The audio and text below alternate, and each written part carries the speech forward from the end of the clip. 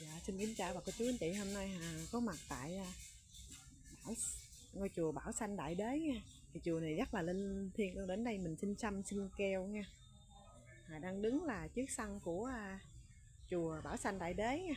Mình xin gia đạo, mình cầu làm ăn thì rất là linh thiêng luôn nha. Đây là ba ông Lộc Thọ Lộc Phước nha.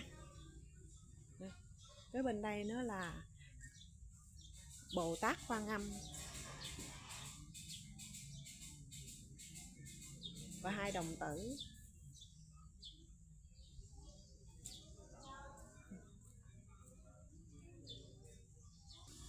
Trước cổng mình đi vô thì mấy ông này rất là đẹp luôn, mấy ông tiên rất là đẹp luôn, mấy ông Phật rất là đẹp luôn, mà cô chú anh chị nè, quá đẹp luôn à.